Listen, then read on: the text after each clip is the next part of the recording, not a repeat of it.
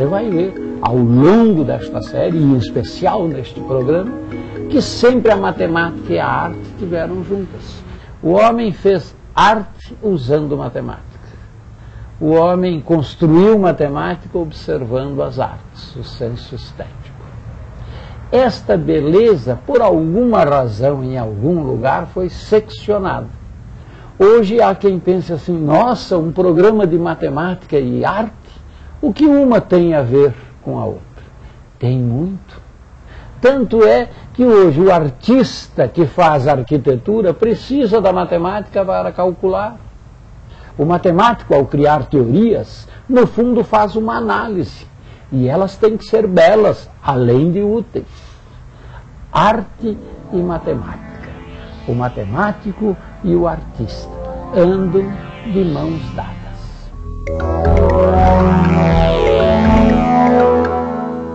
O que é ser um artista? O que é ser um matemático? Será que o trabalho de um artista e de um matemático são muito diferentes? O matemático puro, enquanto matemático puro, é uma espécie de artista. Ele cultiva um certo tipo de beleza e a finalidade básica do matemático é construir certas estruturas matemáticas, espaços a várias dimensões, novos tipos de números, analisar esses números e demonstrar resultados, teoremas, proposições, verdades a respeito dessa estrutura. A melhor maneira que eu vejo certas coisas é através da imagem. Então eu tento chegar com imagens para fechar essas ideias.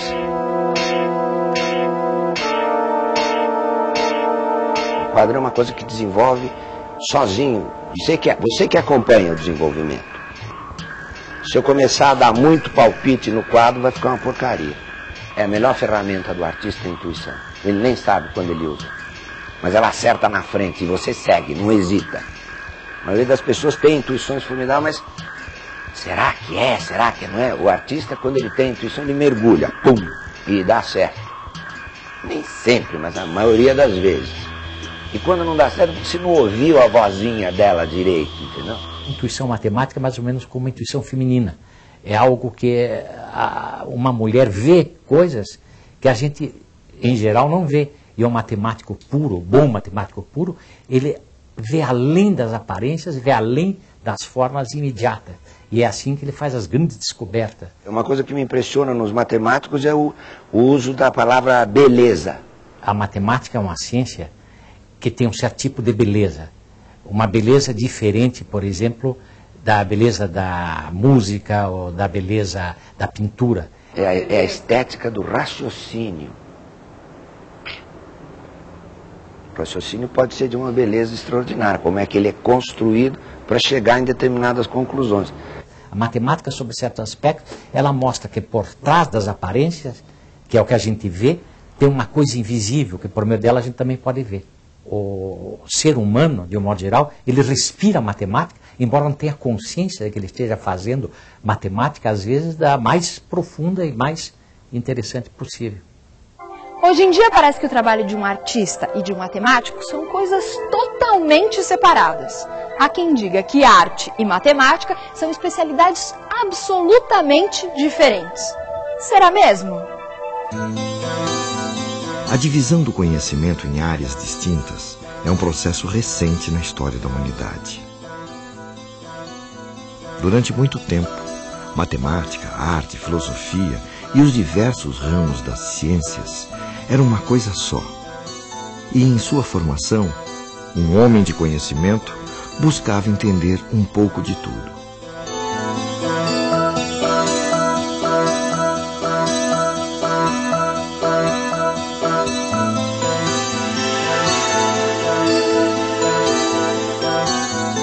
Era o caso do grande Leonardo da Vinci. Ele ficou mais conhecido como pintor por conta de algumas obras geniais que produziu. Qual o quadro mais famoso do mundo? São vários quadros famosos. Por exemplo, Mona Lisa, né? Pra mim é Mona Lisa. Mona Lisa. Sei lá, Mona Lisa.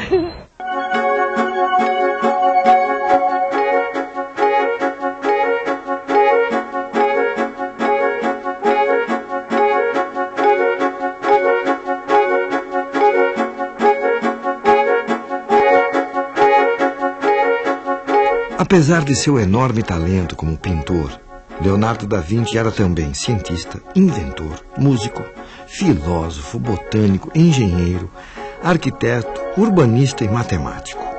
Seu interesse pela matemática foi estimulado pela amizade com um monge franciscano eminente matemático, Luca Pacioli.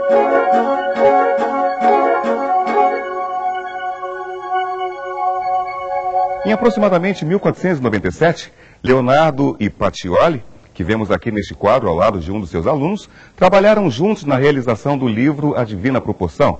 Pacioli elaborou e demonstrou sistemas matemáticos baseados em modelos clássicos para atingir a beleza ideal, e o livro foi lindamente ilustrado com desenhos de Leonardo da Vinci.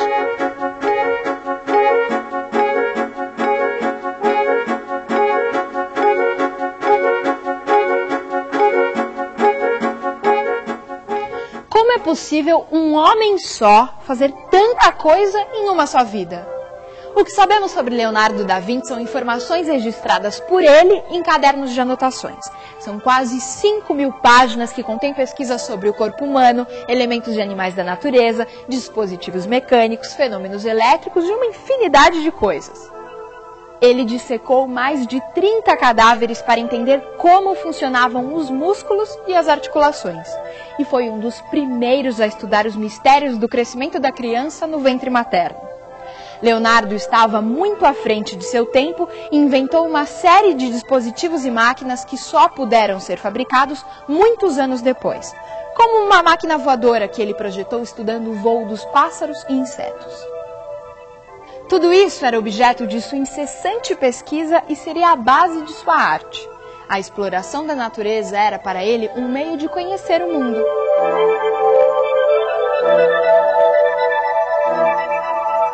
Então eu acredito sinceramente que se Leonardo da Vinci vivesse entre nós, ele estaria usando tudo que tem de mais novo, interessante, tudo, porque ele era um pesquisador. Quando você pensa que aquela Santa Ceia lá em Milão não está seca até hoje, que ele fez uma mistura lá experimental e os restauradores é que pulam para tentar manter aquilo como patrimônio da civilização, né? Leonardo da Vinci uniu como ninguém arte e ciência. Ele viveu em uma época de grandes transformações chamada de Renascimento. Mas por que o nome Renascimento? Renascer significa nascer de novo ou ressurgir. Mas renascimento do quê? Os italianos que viviam por volta do século XV acreditavam que a arte, a ciência e a erudição tiveram seu auge na época clássica da Grécia e de Roma Antiga. Seus desejos eram fazer renascer uma época de prosperidade, harmonia e beleza. A cidade de Florença era o centro desse sentimento de renovação. E foi lá que um grupo de artistas se dispôs a criar uma nova arte que valorizasse o homem como centro e medida de todas as coisas.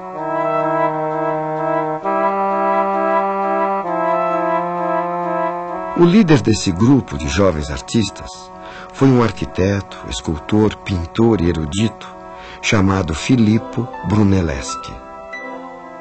Ele foi convidado a trabalhar na conclusão da Catedral de Florença.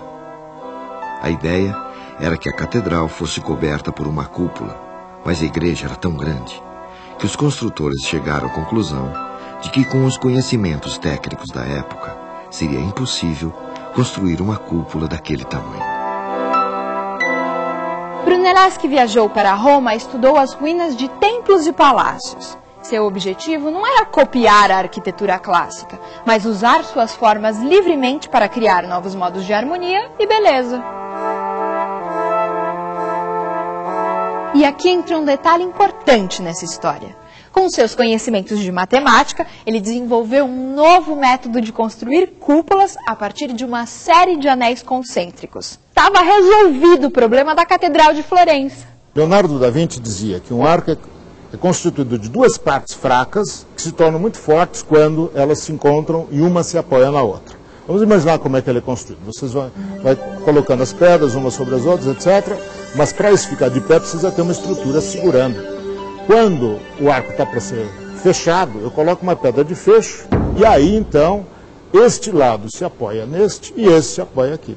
No caso da cúpula, ao contrário do arco, eu posso substituir a pedra de fecho por um anel. Se eu tiver um anel superior, na realidade eu vou construindo a estrutura e esse anel superior ele funciona como a pedra de fecho. O que o Brunelleschi percebeu é que se ele conseguisse construir a cúpula de uma maneira tal que durante a construção sempre existisse um anel resistente que apoiasse toda a estrutura já construída, então ele conseguiria fazer a cúpula sem a necessidade de escoramento. Ela sempre ficaria de pé sozinha. Foi uma solução genial. Na realidade, sem cálculo nenhum.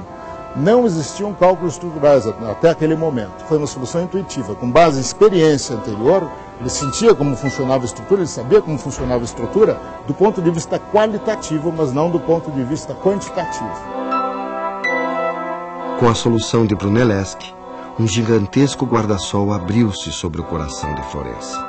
A enorme cúpula serviu por coroar a cidade, que tornou-se uma das mais poderosas da Europa. No século XX, aqui no Brasil, a arquitetura também mostrou a força da união entre arte e matemática na construção de Brasília.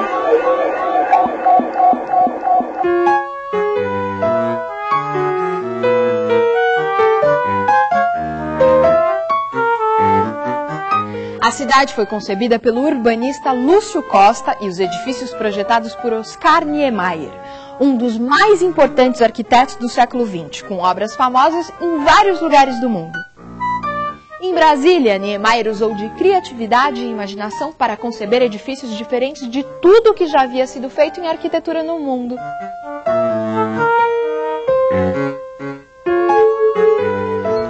E mais uma vez a arte se aliou à matemática e a poderosa imaginação de Oscar Niemeyer encontrou os cálculos precisos de Joaquim Cardoso. Os cálculos de Joaquim Cardoso viabilizaram a arquitetura de Niemeyer com as suas formas delicadas e marcantes, estruturando os prédios como se estivessem suavemente pousados no solo.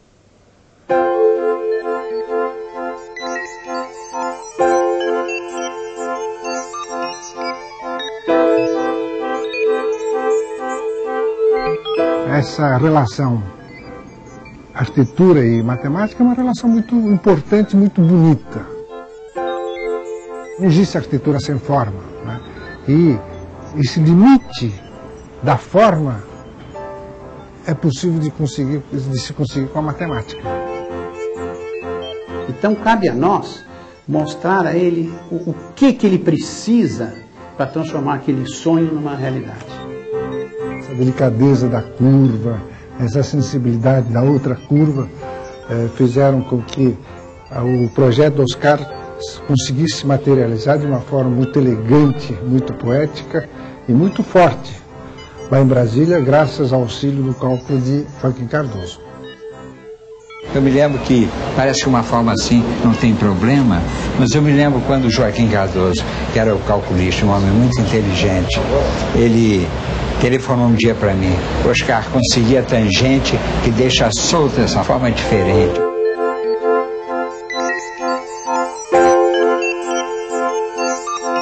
Fiz, por exemplo, as colunas do Palácio do Planalto assim. Eu queria uma forma diferente, a rampa descendo. Né? Eu sabia que essa fórmula não estava fugindo um pouco ao que o cálculo estático reclamava. Mas eu queria uma forma diferente, eu queria que Brasília fosse qualquer coisa assim nova. E que realmente o pessoal se espanta, uns gostam, outros não gostam, mas eu queria que a forma valesse pela sua própria beleza.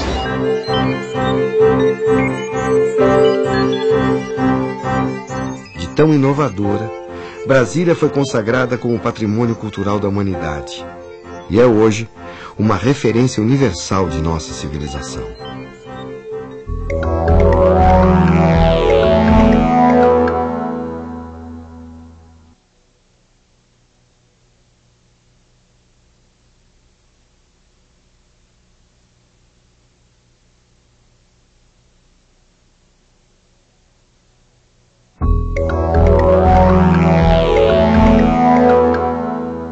Além da construção de Brasília, os anos 50 marcaram a proximidade entre arte e matemática através do movimento concretista.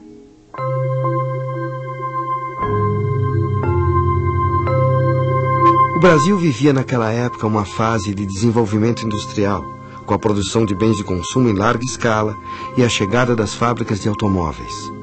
Eram tempos de crescimento e euforia. Impulsionado pela agitação na sociedade, o movimento concretista se empenhou em inovar a produção artística, buscando uma nova linguagem visual associada à estética industrial. Como eram os trabalhos concretistas? Qual a relação entre arte e matemática no concretismo? Eles se inspiravam nos chamados movimentos racionalistas europeus do início do século XX, que na pintura romperam com a relação entre a imagem artística e a reprodução da realidade, criando a arte abstrata. E na arquitetura, buscaram racionalizar e uniformizar as cidades e as casas com suas formas geométricas elementares. Mas os concretistas dos anos 50 estavam integrados a um movimento contemporâneo a eles, liderados por Max Biel, artista suíço, que participou da primeira Bienal de São Paulo em 1951 e influenciou muitos artistas no Brasil e na América Latina. Max Biel pregava que é possível desenvolver uma arte que expressasse conceitos matemáticos abstratos em termos concretos. Em alguns quadros, os concretistas exploram linhas que se desenvolvem em círculos repetidos, deslocados ligeiramente do centro em aparência dinâmica. Em outros, eles trabalham na oposição entre círculos e retas que acabam gerando superfícies cheias, resultantes deste encontro. Os quadros concretistas são arranjos entre os elementos da estrutura matemática e valores ópticos que os tornam perceptíveis.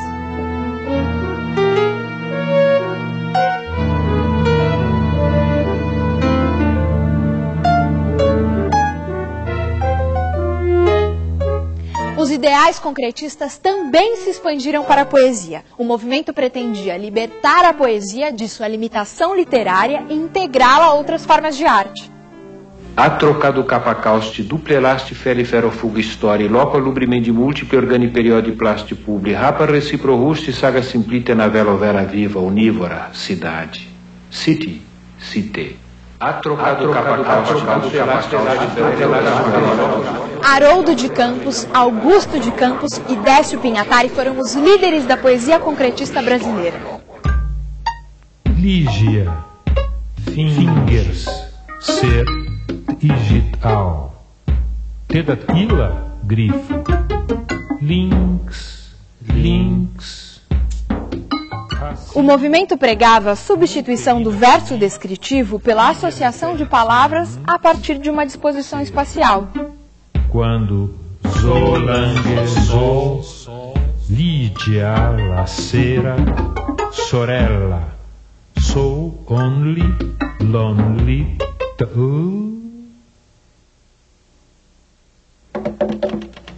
Se nasce, morre, nasce, morre, nasce, morre, renasce, remorre, renasce, remorre, renasce, remorre, re, desnasce, desmorre, desnasce, desmorre, desnasce, desmorre, nasce, morre, nasce, morre, nasce, morre, se, re. O poema passa a ser matematicamente planejado, incorporando a racionalidade construtiva no processo criativo.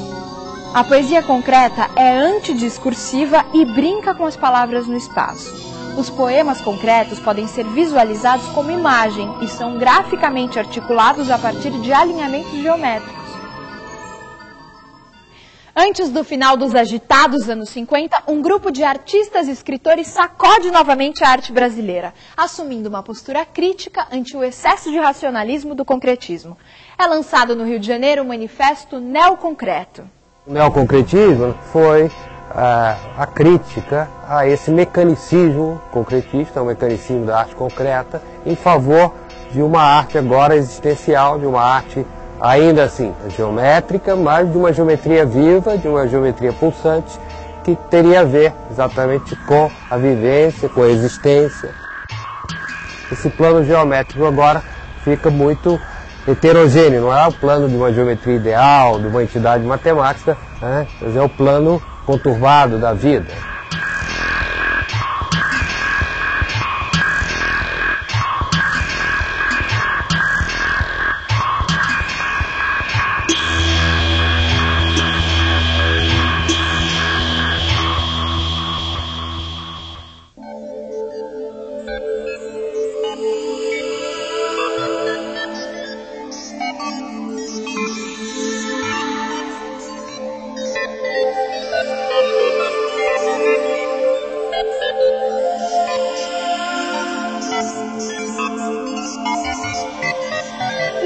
polêmicas da arte, Valdemar Cordeiro começou a investigar, em 1968, o uso da tecnologia na arte, partindo para a exploração criativa do computador.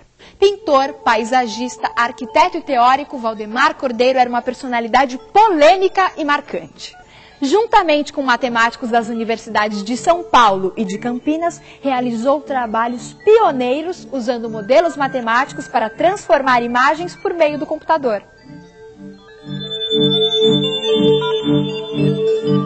Em vez das formas geométricas que utilizava na sua fase concretista, Valdemar Cordeiro procurou associar alguma imagem muito humana ao aparato tecnológico e buscou figuras de conteúdo afetivo, como retratos e paisagens, para transformar nos computadores. Durante as discussões surgiu que nós poderíamos trabalhar com transformações matemáticas. E no caso me ocorreu, como sou físico, uma transformação matemática muito possante na análise de problemas é a derivada, que transforma uma função, a derivada de uma função em uma outra função que tem características associadas à função original, mas traz informações totalmente novas. Então, havia o problema de transformar essa imagem numa linguagem que o computador entendesse, que é simplesmente números, né? Uma tabela de números. O Valdemar Cordeiro se deu o trabalho de pegar a imagem e encontrar os 10.000 números que representavam as intensidades em todos os pontos daquela imagem. Cada número representa se está mais claro ou mais escuro na imagem. A derivada da função, ela identifica as variações da função, quer dizer, onde a função varia rapidamente, o valor da derivada é alto, onde ela permanece constante, ela é zero. Numa imagem, a ideia é que se você tem uma região sem estrutura, totalmente branca, a derivada é zero. Mas mesmo numa região escura, se ela é uniformemente escura, a derivada também é zero. Essa operação de fazer a derivada dessa imagem, ela transforma uma imagem que tem as várias tonalidades de claro e escuro numa imagem em que ela busca os contornos. Na época, veio toda uma discussão até filosófica, se existe esse negócio de arte por computador, a gente pode fazer arte por computador, o computador pode fazer arte. Valdemar Cordeiro faleceu ainda jovem em 1973. Suas obras são o resultado de uma permanente reflexão sobre a arte e seu lugar nas sociedades urbano-industriais. Cordeiro, sem dúvida, estava muito à frente de seu tempo e abriu caminho para os artistas que, desde então, entregaram-se à pesquisa da relação arte e técnica.